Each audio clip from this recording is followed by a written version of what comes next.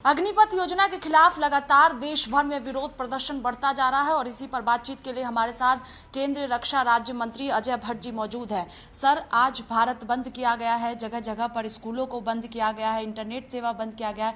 किस तरह से आप देख रहे हैं, चूंकि लगातार अग्निपथ स्कीम के खिलाफ अब विरोध प्रदर्शन बढ़ता ही जा रहा है। बहुत अच्छी स्कीम है, कहीं से कहीं तक इसमें कोई कमी नहीं है।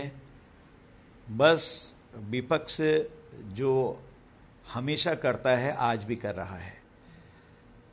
आप 370 हटाई, विपक्ष ने कहा खून की नदियां बहेंगी जम्मू कश्मीर में और देश में, और लेकिन वहां आज विकास की नदियां बह रही हैं। इसी तरह से CAA, उसमें भी बहुत बड़ा बवाल किया और अपनी अल्पसंख्यक बहनों को जो उनके भरण पोषण से लेकर अन्य उनकी सुविधा दी गई, उसमें भी आपने देखा कि संतोष विपक्ष को नहीं हुआ है। इसलिए विपक्ष ने हमेशा कुछ न कुछ करना ही करना है।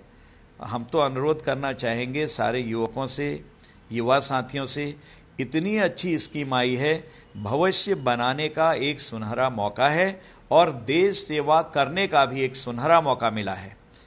कोई ऐसी ट्रेनिंग नहीं है जो आते समय एक अमाउंट देती हो, बल्कि घर से पैसा देके खर्च करना पड़ता है। आप मान लें कि हम ट्रेनिंग कर रहे हैं, अगर आपको ये लगता है तो ये मानिए कि 4 साल की ट्रेनिंग करने के बाद हम बाहर आ रहे हैं और हमको एक अमाउंट भी मिल रहा है।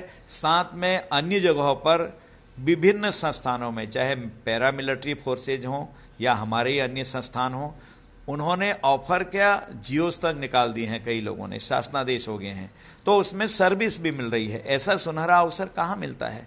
इसलिए मैं उन युवकों से कहूँगा कि आगजनी में हिस्सा न लें, तोड़फोड़ में हिस्सा न लें। आर्मी अनुशासन के लिए जानी जाती है।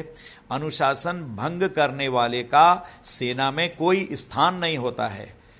अगर अनुशासन भंग करने वाले कल को भर्ती होने के लिए आए तो मैं समझता हूं कि अनुशासन जहां एक बार तोड़ दिया फिर रखने का कोई प्रश्न नहीं होता। इसलिए मैं कहना चाहूंगा कि अपना भविष्य भी ठीक करें और इस माध्यम से देश की सेवा भी करें। कांग्रेस पार्टी आज सत्याग्रह कर रही है, शाम में राष्ट्रपति से प्रतिनिधि मंडल मुलाकात करेगा। आपको लगता है कि विपक्षी पार्टियां जो हैं वो और युवाओं को भड़काने का काम कर रही हैं? देखिए, हर बार विपक्ष ने देश को भी भड़काया, गलतफहमियां भी पैदा करी। हिट एंड रन, मारो और भागो, मारो और भागो। न सदन में बहस करी, न पब्लिक में कहीं पर बहस करने के लिए तैयार हुए हैं। 370 हटाई, तब लोगों में गलतफहमी पैदा करी। आपको पता है CAA संशोधन आया, आपको पता है तब भी गलतफहमी हुई। सर्जिकल स्ट्राइक हुआ, गलतफहमी पैदा की गई। एयर स्ट्राइक किया गया, अंदर जाके आतंकवादियों को उनके जो ठिकाने थे ध्वस्त किया गया। उसमें भी आपने देखा कि जो हमारा पड़ोसी देश भाषा बोल रहा था, वो भाषा हमारे अधिकांश विपक्षी लोगों ने बोली।